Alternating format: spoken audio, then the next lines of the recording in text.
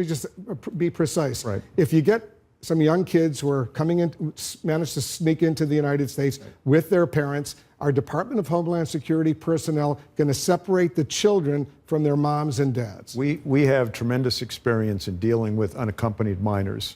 We turn them over to HHS, and they do a very, very good job of either putting them in kind of foster care or linking them up with parents or family members in the United States. Yes, I am considering, in order to deter more movement along this terribly dangerous network, I am considering exactly that. They will be well cared for as we deal with their parents.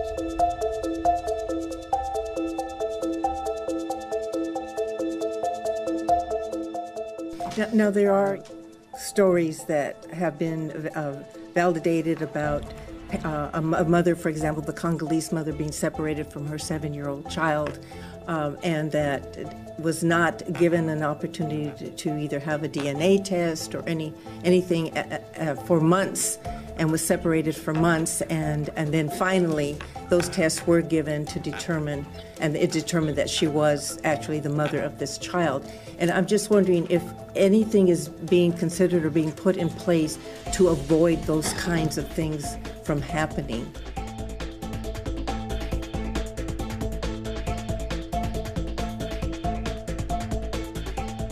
The standard is to, in every cases, keep that family together as long as operationally possible, first of all. So that's the presumption going in.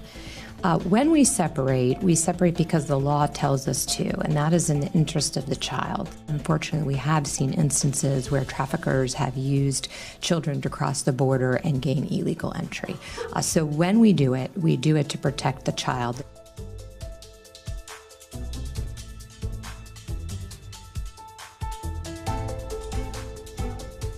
The Congolese case that you mentioned, it took too long.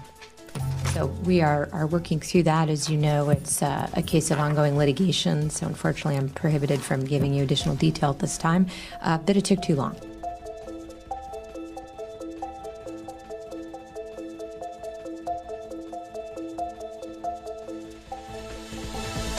Let me step back and tell you that the vast majority of the people that move illegally into the United States are not bad people. They're not criminals, they're not MS-13.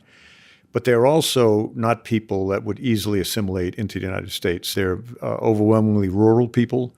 In the countries they come from, 4th, 5th, 6th grade educations are kind of the norm. They're coming here for a reason, and I sympathize with the reason. But the laws are the laws. The Department of Homeland Security is defending the Trump administration's tough stance on immigration. Kirsten Nielsen says her agency is simply enforcing laws already on the books, and she is responding to critics who say the administration's actions are harsh and mean-spirited. The pushback in terms of us enforcing the law is inappropriate and unacceptable. If somebody wants a different law, they should go to Congress and get a different law passed. But we took an oath and we will uphold the laws of this country. And did you ask her, is this meant to be a deterrent specifically for families leaving Central America? Well, I even asked her about a quote that I'd read in the New Yorker magazine that taking children from their parents is a form of state terror. What it's meant to do is do our jobs. I mean, that would be like saying that when people commit crimes in this country and they're put in jail and separated from their family, that somehow that's terror. In the United States, we call that law enforcement. We call that protecting our communities and our children. That's what we're doing. If you are smuggling a child, then we will prosecute you. And that child may be separated from you as required by law.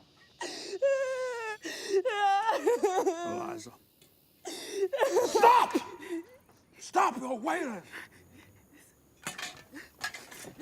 You let yourself be overcome by sorrow, you will drown in it.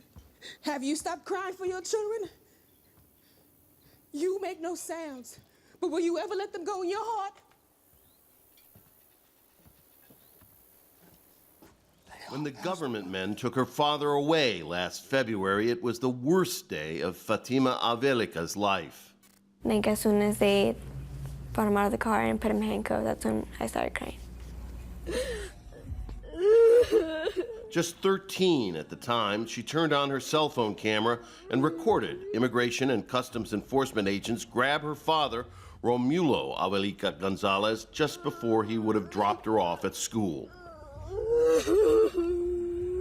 That video went viral, sending waves of fear through this Los Angeles community and sparking outrage around the world.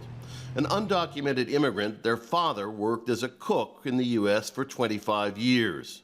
They just forcefully came into our life and took him from us on just a normal day where we're just living our life, not bothering anybody. I think we all have moral obligations to obey just laws. On the other hand, I think we have moral obligations to disobey unjust laws, because non-cooperation with evil is as much a moral obligation as is cooperation with good. I say that in our own history, there's nothing that expresses a massive civil disobedience any more than the Boston Tea Party, and yet we give this to our young people and our students as a part of the great tradition of our nation. So I think we're in good company when we break unjust laws, and I think those who are willing to do it and accept the penalty are those who are part of the saving of the nation.